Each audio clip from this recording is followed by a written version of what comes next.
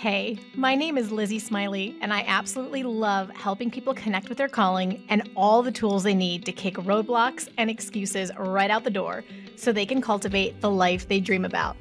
If you want to launch, grow, pivot, or scale your Etsy shop, or you've always wanted to develop the mindset and skills to run your own business, then I'm your girl.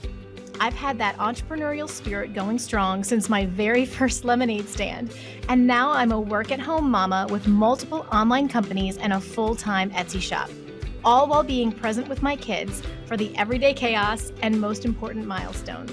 On this podcast, we'll talk about all things business, mindset, Etsy, creativity, dazzling our customers, and so much more.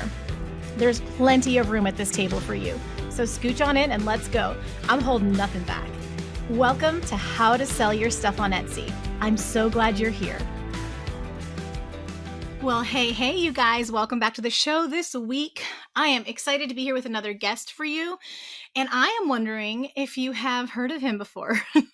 Today on the podcast, we're having Brandon Wong, who has quite an illustrious Etsy-related YouTube channel. So perhaps you have visited or seen him before.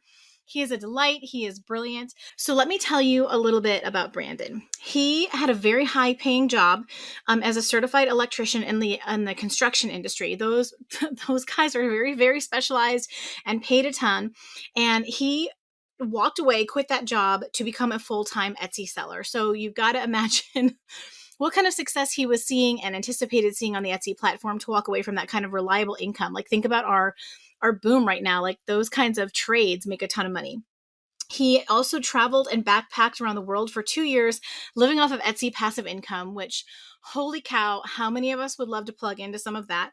He now runs multiple Etsy shops in the physical, digital, and print-on-demand space as well. So he's such a fun guest for us because he's got all these different insights into these different niches on Etsy. And his shop and products have been featured on Etsy, on HGTV, and Marie Kondo's online shop. So no slouch at all. And as I mentioned before, he started a YouTube channel teaching people how to become successful on Etsy. Perhaps you have seen him there. And if not, you better believe we are going to link his YouTube channel in our show notes so that you can check him out after the show. But I know we are going to have a phenomenal conversation. I absolutely adore this man. He is so much fun. He's such a chill but brilliant vibe. And let's just welcome him on the show. Well, hello, Brandon. Welcome to the show. Thanks for coming today. Thanks for having me on, Lizzie. I'm so excited to have you here. First of all, I love when I get the dudes on because we have so much estrogen on this show all the time. So that's super fun. And I also love how you are my polar opposite. And I'm this like super high energy, bouncy person, and you're so mellow. And I just like need more of that. I'm like, I need to talk to Brandon. This is good for anxiety. But I'm so glad you're here. And I'm excited for my listeners to hear your story because I think actually it's quite different from anything we've had on the podcast so far because you're doing so many different things, which I love that. I would never get bored. It's so great. So tell us a bit about your story. Let's just start with the background before Etsy. Like, who are you? Where are you from? Like, what was your professional background? Sure. So I grew up in Hong Kong for the first 10 years of my life. And then Nice. I moved to Canada, Vancouver. And pretty much the whole time I was raised by a single mother. So, financially, it was kind of difficult. We had to, me and my sister, older sister, had to just help support, had to find part-time jobs. And, long story short, after high school, I became an electrician, like just got in construction just because, I had to kind of help support and also didn't really fully understand what I wanted to do after. So I did that for 6-7 years, got my certification as an electrician. And throughout that time, I was kind of like, oh, this is great. Like I was doing really well. Good money. Financially and everything, but great money. Like, truly appreciate that. But I kind of I was always a person that loved creating things. I was like a crafter. I like building things. Like you can see from my background, like the shelving, right? I was building these things. Yes, and I was like, I want to try something different. I got my certificate. So then I went back to school. I just did a quick graphic design program, like a 6-month program, just to kind of hone my skills a little bit in terms of that. And I got into e-commerce. I got into Shopify and Etsy, and a lot of trial and error. And that's kind of how I kind of got into the e-commerce world.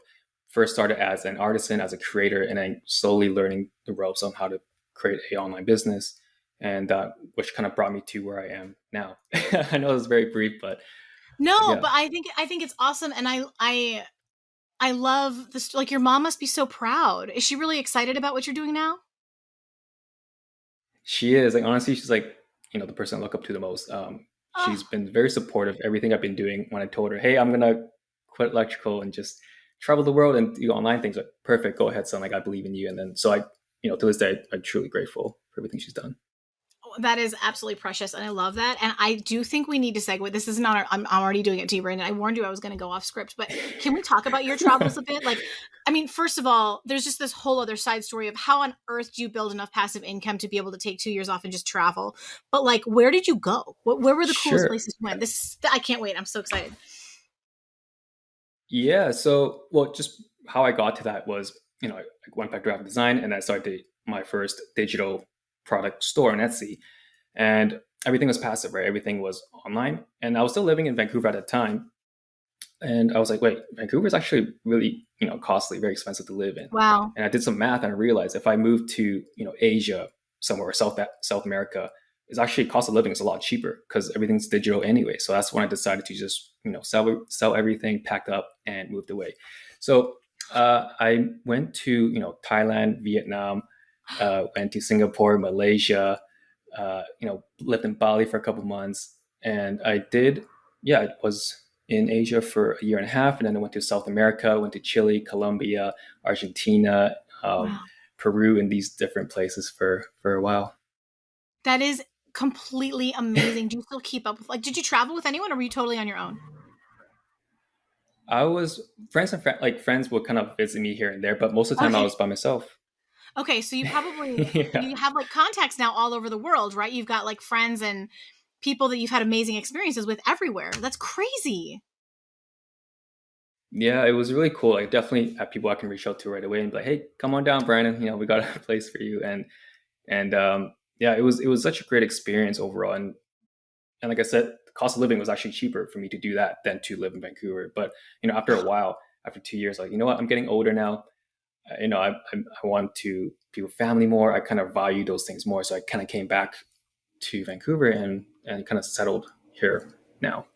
Okay, so did you literally you like took your laptop with you and you would do like customer service DMs and maybe add more things to your shop like periodically while you were on the road? Is that what that looked like? Or you weren't totally hands off, right? You were still kind of jumping on the laptop? Yeah, so laptop was pretty much the only thing I had to use in terms of like for Etsy for work and customer service. Right, that was kind of what it was. And I'm sure later on down the in this interview we talk about Yes. outsourcing, and we can kind of get to that where I was able to get more hands off. But yes, when I first started, that's what I did. I was just doing customer service every day. But I would spend maybe like an hour, maybe half an hour a day, just to quickly make sure everything's in check. And if I want to create new products, new listings, then I would do so, right? But yeah, for the most part, it was pretty passive, and everything was automated. Oh my gosh. And you say it so casually. I mean, that is completely insane.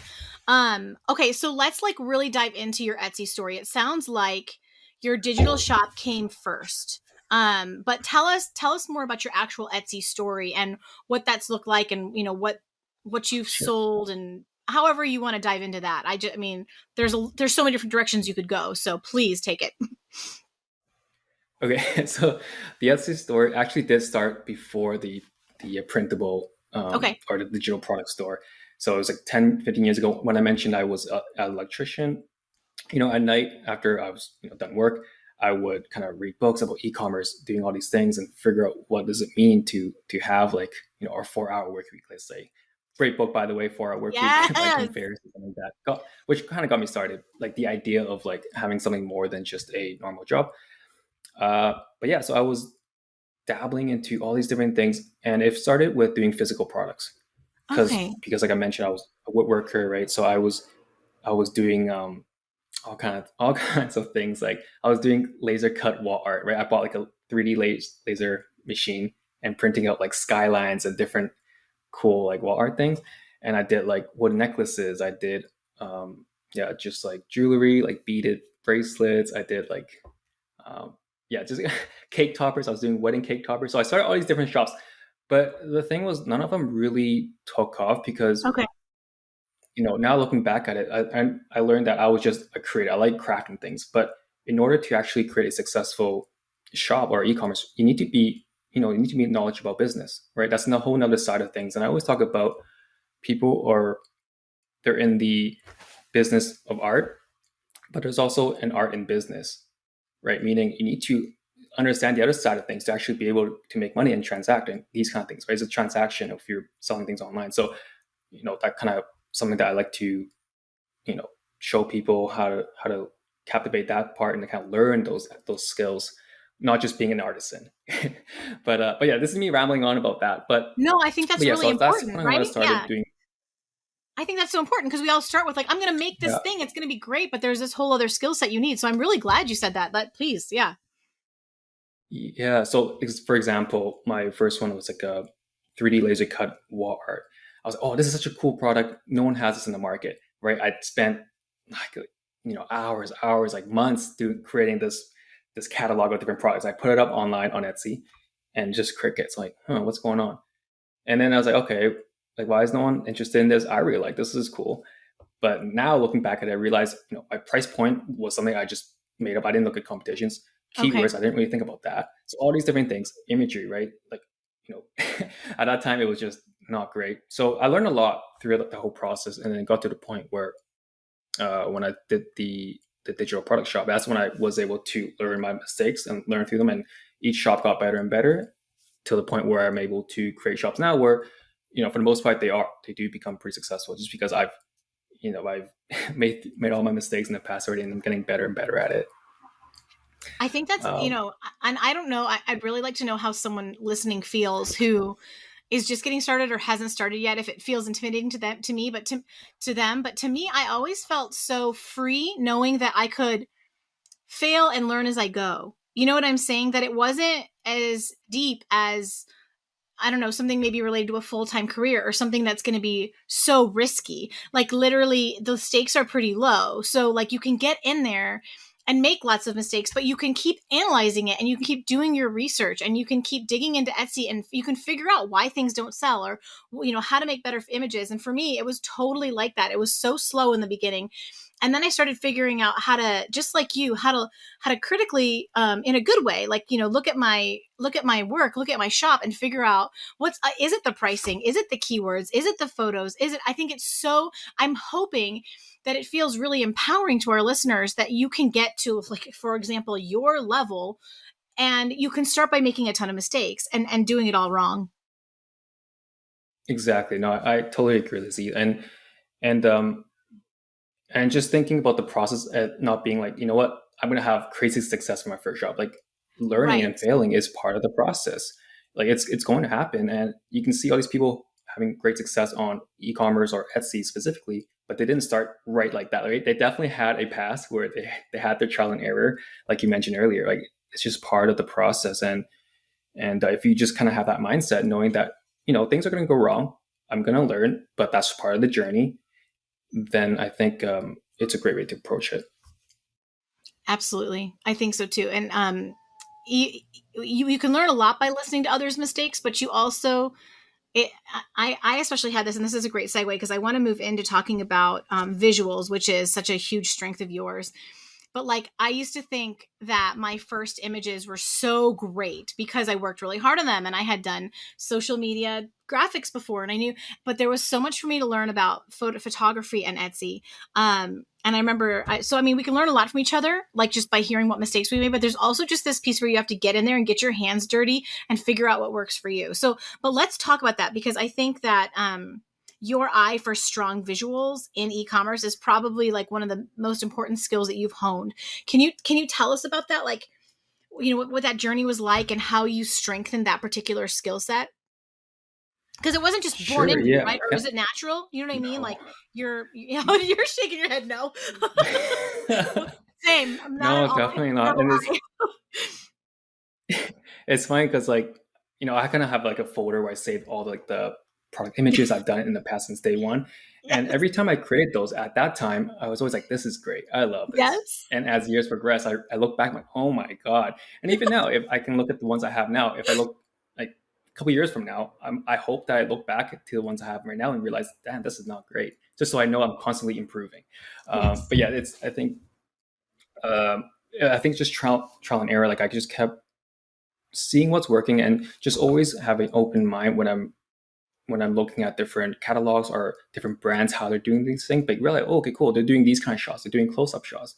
They're storytelling through this kind of angle through a different product, right? Like for example, I was at IKEA the other week because I was just doing some shopping for moving, and I'm noticing how they display new products, right? How they having like the pricing, what font they're using, what colors they're using, and I'm just always keeping an eye on these things and figure out, okay, what are the trends now? What's happening? So just always keep an eye out, see what people are doing in all kind of categories. Even if you're doing digital products or physical products, you want to look at every different kind of category. Let's say you're doing real estate, right? You want to look at just anything possible visually to see what's working in different categories and how you can implement that into your own shop, into your own niche. So that's You just one way of doing that. And yeah, Yeah, I was gonna say you just dropped go some ahead. Sorry. major goals. Like I really want to recognize what you just said because you went quickly through it and it was some really important stuff that I want our listeners to catalog. Like the first thing you said is you just constantly study what other successful brands are doing, and so that's really important because you also mentioned that the trends change, and that is such an important thing to pay attention to. What is working really well right now in 6 months might not. And then the other thing you mentioned is you pay attention down to what is the pricing, which of course, we've talked about here before. You've got to pay attention to what is the market pricing. But you also said something. You said you pay attention to the font that they use. Can you talk a little more about that? I think we've never really talked about that. We did a little bit in one of our branding podcasts, but I think you've just hit on something that people don't necessarily think about, that down to that detail can make or break a sale. Like everything else can look really great. And if you're using a font that's dated, I know my sister has a really good eye and she's really into marketing, although she studied marketing in college, and we'll go somewhere and she'll be like, I can't believe they're using that font. That is literally 5 years ago. And I'll be like, what? It looks great, and I'm the one with the e-commerce business. So it's kind of funny, but can you talk about that a little bit? Like, why does that matter? And how do you pay attention to that? Sure. Yeah. So typeface, like fonts in general, is a whole nother category I can talk about. But generally, if you can just look on, even if you go to Pinterest and you can look at characteristics of typeface or fonts, they'll show you exactly what fonts represent what kind of emotions. So if it's sans serif Wow. fonts, like a more modern ones compared to serif, more traditional fonts, they all represent a different feeling, right? So you want to know for your specific shop, what kind of emotion will evoke? Is it a more laid back type of shop? Is it more professional? Is it more luxurious? You want to sell higher end things. So you need to really represent that through the font you use, right? And obviously in your logo, you want to represent these feelings, but really, Yes. I guess it's something for listeners is to pay attention to that and understand every single font is for a different purpose, for what kind of messaging you want to portray through the visuals of the font itself. And that way you can have a better understanding if that font is perfect for you. If you're going to put text in your product images, you want to make sure that is the right sizing. Does it look good on a computer or on your mobile? Like all these little things you want to kind of be aware of. But like I said, you can just quickly search online and just like the basic 101 of typography, and you can learn about this stuff very quickly, and you can apply them effectively on your shop. Oh, honestly, Brandon, we could camp here the whole session. So guys, I really want to tell you the places that I see this issue the most with the font are your banners, like your header banners, is one of the biggest ones. And I know not everyone is going to go to your shop. They're going to look at your listing. So your listing is more important if you've only got so much time to spend. But I can't tell you how many times I look at your banners and it feels really dated with like whatever font is on there. The other one, just like Brandon said, is the logo, which is like your shop profile picture. Pay attention to what you're using there. And then the other place that you should be using font, your photo galleries, you want to pack those as much as you can for each listing because it does help you in the algorithm on Etsy if you have a lot of photos and you're using those slots.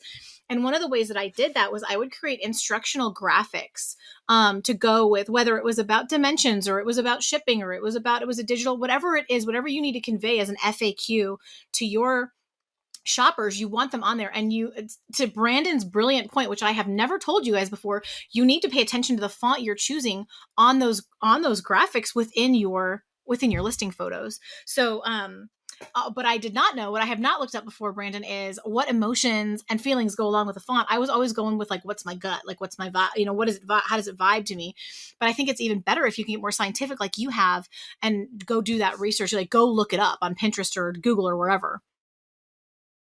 Yeah, no, I totally agree. Like, but in a way, you do want to make sure that you enjoy yourself, right? Like, that will drive you to continue the shop. So I do agree with your points for sure. Everything plus the, what drives the consumers, and yeah, what else? I was gonna say something else, but I love the way you explain things. By the way, Lizzie, you're, Oh my you're gosh, great at thank what you. you do.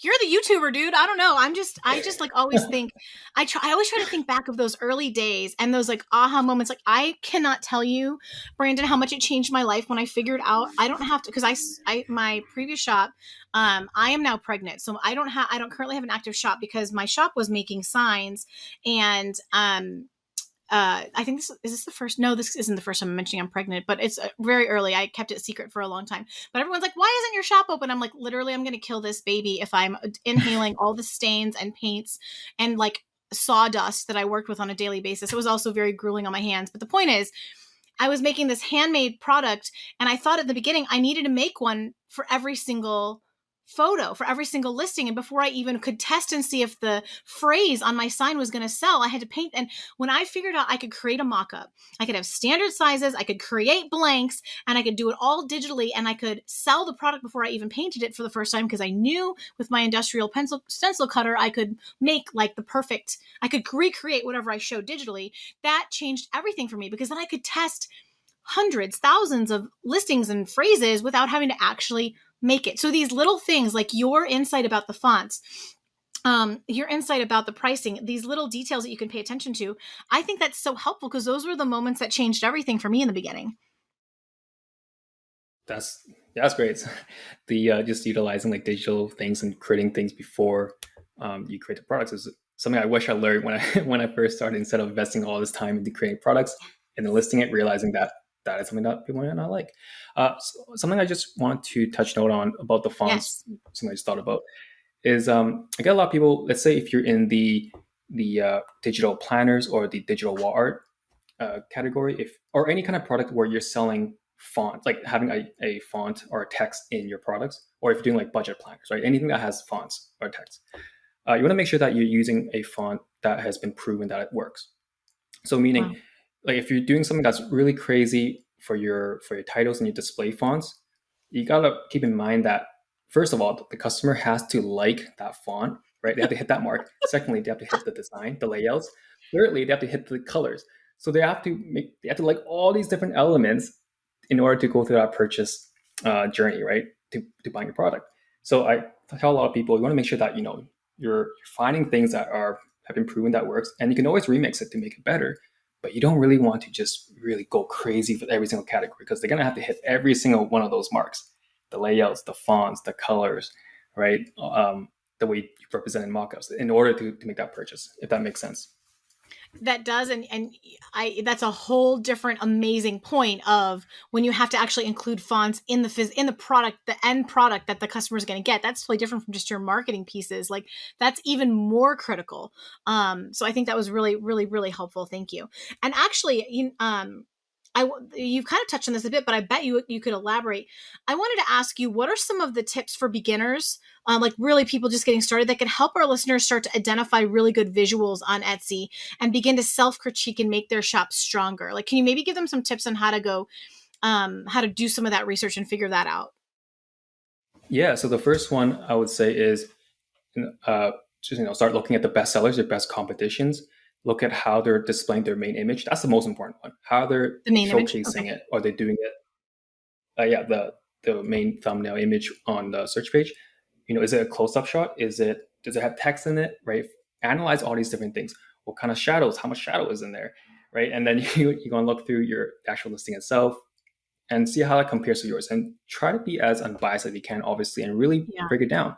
If you look at them side by side, like the best competitors compare to yours, which one would you actually click?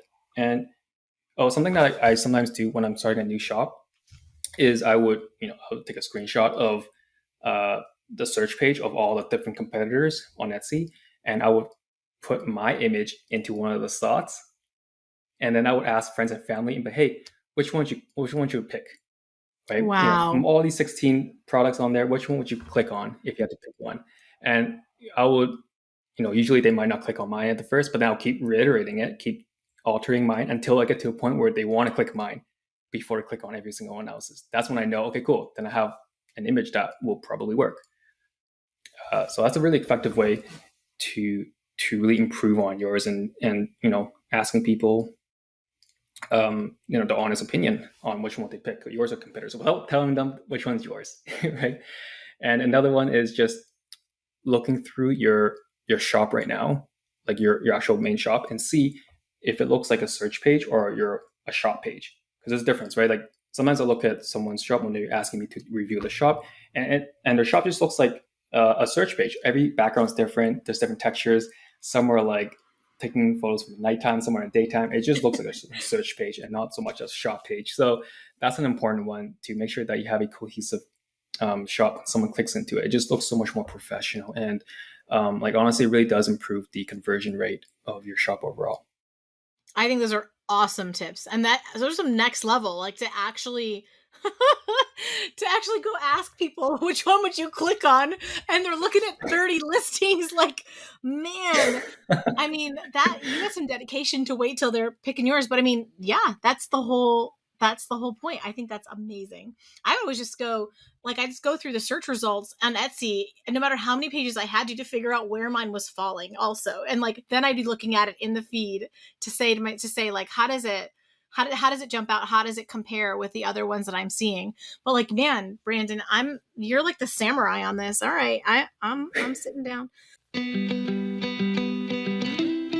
This podcast is brought to you by my very own website, howtosellyourstuff.com, where I have created lots of free and paid tools to help you be successful with your new Etsy shop.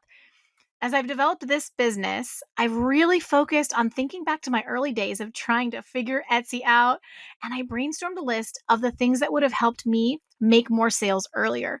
And everything I'm creating over there is expressly to make sure that you can get there faster than I did. 2 of my courses, Listings That Sell and Customer Service Templates, are perfect resources for that fledgling Etsy seller. Listings That Sell will teach you how to position your products for sales by setting up your listings with the best photos, keywords, and branding to attract your perfect customer. I'm showing you how research is your secret weapon for getting your product seen and sold. And I'm giving you my step-by-step process for how I personally research as a strategy in my own shop. Customer service is way more critical to sales than most shop owners realize. So in my mini e-course, Customer Service Templates, I'm teaching you my exact customer service strategy and providing you with templates of my specific wording for over 20 different customer service scenarios, including some of the hardest ones. You don't have to go figure out what to say and how to say it. I've already done that for you. One of the main keys to being a successful business owner is working harder on yourself than anything else. So go grab these courses and get yourself on the fast track to your Etsy shop goals. I can't wait to watch you do it. Okay, and you kind of just said this. This is so good. So, such a natural tie-in. What other photography or mock-up or photo editing blunders do you notice most frequently from new Etsy shops? I love what you just said about the cohesiveness. Do you actually look like a brand on your shop page? But what other things do you tend to see in those reviews that kind of jump out at you as just really common mistakes? Sure. So I guess we can go with, let's say we can start with physical product shops. One of the ones background colors. Sometimes I've seen people taking photos at night, sometimes during the day. And one of the easiest ones to create, I mean, you can still do that if you want darker backgrounds, darker backgrounds or lighter backgrounds. Right? Commit to it. It should be all your photos if you're going to do that. Yeah, but also just the temperature of it, right? When you editing photos on your iPhone, there's always that slider that says temperature, warmer or cooler. That's something that it's hard to, if you're not aware of it, then you might not be aware of it. But it's this quick little edit that you can do to make it cohesive. Even though if it's lighter or darker, if you have the same temperature, and you'll know when you're sliding to that slider, you can tell, okay, cool, it actually works better when it's warmer or cooler. And that's a good way to kind of keep it cohesive, even though it's different lighting. That's something that I don't see people do that often. And yeah, I think for digital products, let's see, drawing a blank right now for. I mean, if you jump in, you can totally jump in. I feel like you have some Well, good tips, but I mean, I'm always just amazed. Like, here's the thing, guys. Like, if you're selling print on demand or digital and you're using mockups or anything like that, you got to look at the competition and see if you can even remotely compete. Like, you, it's all fine and dandy to throw it on like a background, but like first of all, did you add a drop shadow? Does it look like it's people like lifestyle images? So like I mean, unfortunately, a lot of the ones I look at in the digital, especially in the digital space, are just ugly. You need to go look at what other people are. You need to go look at what's actually selling, what's actually jumping out. And like print on demand, like you generally really need some good mock-ups, I think, are like the big blunders I see. Like if you're like, I mean, and some of you are really really good, like your photography is amazing and your model is really, really is going to be attractive to lots of different shoppers, of all different, like, like think about who is going to be shopping for it. If every single one looks exactly the same, then you're only going to attract one kind of buyer, right? So I think those are the biggest blunders I tend to see. But I can see your brain has churned. You've got some add-ons to that, please. yeah. So speaking of print-on-demand products, right? Mockups specifically, a lot of people will use the generic mockups from, let's say, Print4, Printify, like these print-on-demand Oh, services. But I yeah. think one thing you can do is just spend out a little bit, just investment. It doesn't really cost that much, really, and to get more unique mockups, right? Either through Creative Market or you can get it from Placeit, like these kind of mockup platforms, and to really stand out. And it's definitely worth the investment, so you don't look like the same mockups that all the other people are using for print on demand. Absolutely. Absolutely. And I think also like to your point before, I think on the digital photography, the font is so critical, like paying attention to what kind of font you're using and how big you're making it. And does it just look like a mess? Um, See, I think, and then do you have any favorite tools for enhancing visuals? Like, do you have like tools that you really recommend to your followers that are helpful? Yeah, if you're doing physical products, I just always use Adobe Lightroom. I just use that Okay. on my phone, and all my pictures I take are just from my iPhone for that. And if you're doing digital products, I personally use Photoshop, but I know a lot of people aren't familiar with it, so I always recommend using Canva. Canva is like honestly, it's so good, so amazing at doing mockups and doing anything you Mhm. want to do now. That yeah, that's probably the easiest one to get into is just using Canva. I should write those down so I put them in the show notes. So Adobe Lightroom, and of course we always talk about. Well, actually, I don't know if we've talked about that one. And then Canva.com or the app on the phone. I'm amazed what you can even just do, plugging it into your app on your phone nowadays. Yeah. And then okay, I know. Like another part of your business that I have thought was really interesting because it's something that kind of scares me a little bit. Um, you outsource a lot of like of elements of your business, and I mean, of course, you would have to, like, knowing all the different shops you are juggling, plus a YouTube channel. Brandon, when do you sleep? But can you tell us a bit about how you outsource effectively and like some of the lessons you've learned on that part of it? Yeah, so when I first started, obviously I didn't really do any outsourcing. I was doing everything by myself, and I was like, oh my god, I can't scale if I do this, right? So first thing I started outsourcing was just customer service, and yeah, I have some helpers in Asia that would do the customer service every day, just so I can stay on top and get that top seller tag, right? Little things like that. And initially, it was hard, like being able to delegate, and that's a whole new skill set that you kind of have to learn. And but side note, I use a platform called Loom is a way to um, outsource. Oh, sorry, am I cutting out? No, you're not. I think it was me. Keep going. I can edit it. Oh, okay. Yeah, So, so oh yeah, Loom. I recently heard about Loom. yeah, Loom's great just to do quick videos and tutorials for your like virtual assistants and stuff like that. So that's pretty much what I do. I have VAs for doing customer service. I have VAs doing basic maybe graphic design if there's customers or Wow. clients I want to do. Yeah, because I can't do those little small edits again. Like people want, let's say if they want in US letter size and compared to like A4 or something like that, or they want to be international size for printables. Like all these random little resizing changes, I don't really need to do it myself, or like color Okay. changes for different digital products. I would have a graphic designer now to do it for me. And they all I kind of place them all into different categories so they know exactly what they need to do every day. And but that was an interesting process, learning how to do that.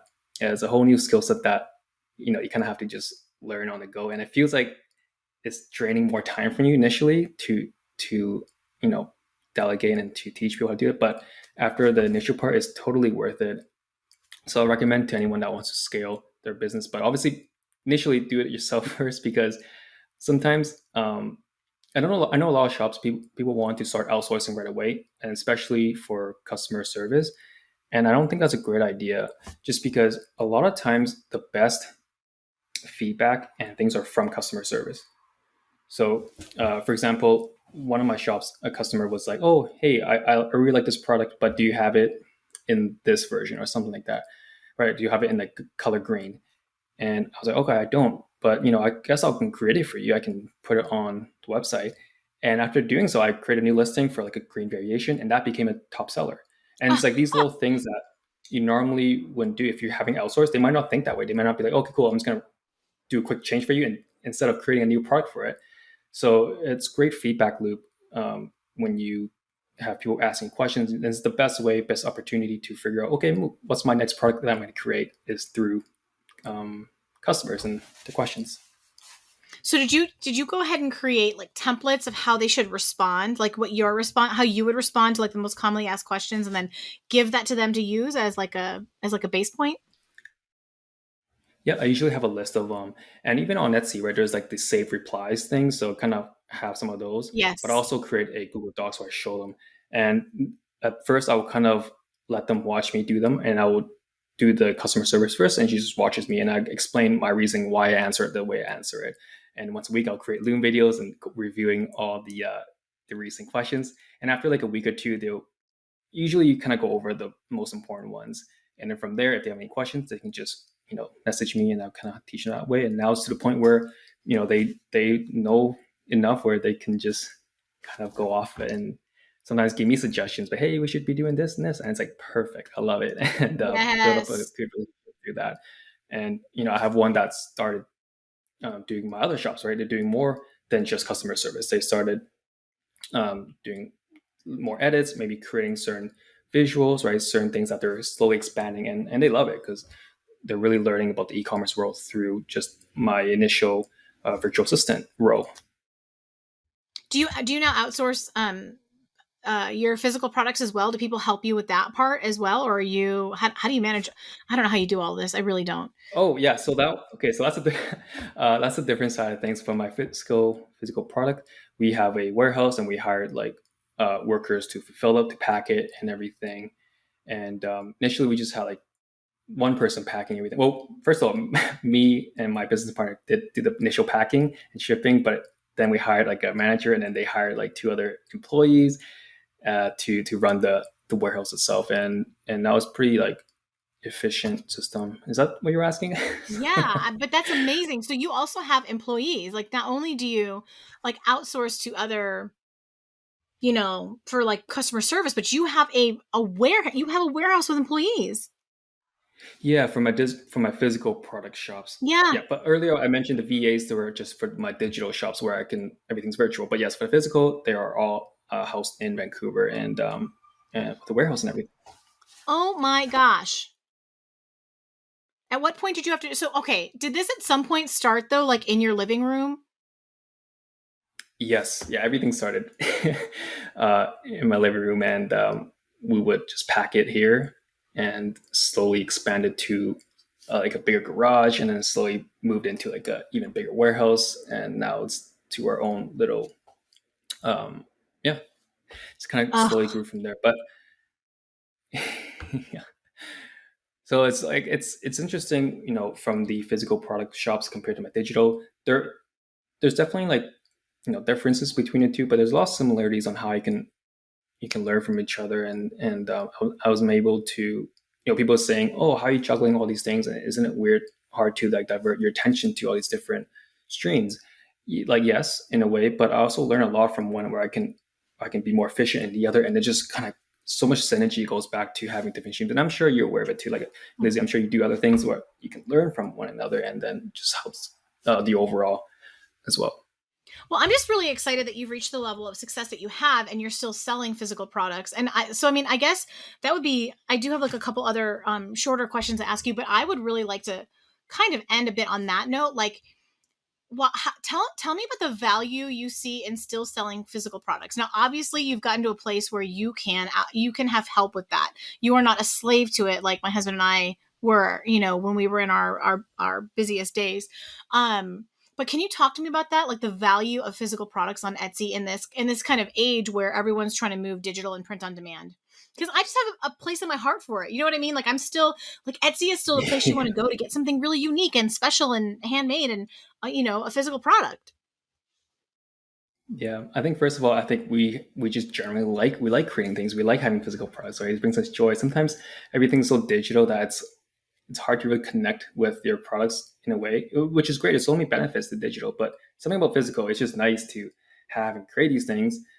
And secondly, in terms of like the business side of things, it's a lot harder for people to replicate you, right? So something that you can Yes. have crazy success in the digital realm, it like if you don't keep up with it, you don't continue to innovate in this space, it's really easy for someone to just come in and just copy you. Whereas fit and physical, like it's way harder, you're way more unique that way. People can't just come up overnight and take over your business. Thank you. This is exactly what I think and what I say over. If people are just like, I'm constantly getting copied, I'm like, you would in the physical space. But I get it. And our different lifestyles warrant different types of shops. But I just love that you've committed to all of them. I think it's so wonderful. And okay, so I would like for you to chat a little bit because you actually, and you're such an asset for this. You actually offer coaching calls. Like you will meet with people and help them with their Etsy shop. You have coaching calls. And then the other thing that jumped out at me is that you will literally go step by step with people and showing them how to set, not just, I mean, yes, your YouTube channel, which we need to talk about as well, but you will actually help people set things up. Can you talk a little bit about those services that you offer and, um, uh, you know, how people can find that? And we'll link Yeah, it for you as well, guys. yeah, for sure. You can find it on the website. I'm sure Lizzie will link it. And yeah, I do coaching calls if people have any questions on how to get started, or if they want me to just kind of go over on screen just to show you step by step on how to do it, what you want to click on, how to get started, how to create your mockups, right? So anything you want to learn about how to just sell on Etsy from physical products to digital to print on demand, I can help you out with that. And if you need help with reviewing your shop, do a quick just kind of summary overall review, I can do that in the call as well. So it's just anything that you want to go over. I can kind of guide you through that. And doesn't he just sound like the most patient, calm teacher ever? I don't know if you guys are like me, but I am completely obsessed with my dad. My dad is amazing, but anytime he tried to teach me anything, it created massive anxiety because he's just like, "Why aren't you getting this?" And you can see, hello, another high energy personality here. Although I do pride myself on being a much more patient person. But I just think Brandon seems like the most patient, calm, perfect teacher. If you're someone who really needs to have your hand held, amazing. And then where else can our listeners find you and connect? Because I know after this they're going to want to go watch all your YouTube videos. Many of them are going to be like, hook me up with that calm energy for my coaching. How do we connect with you?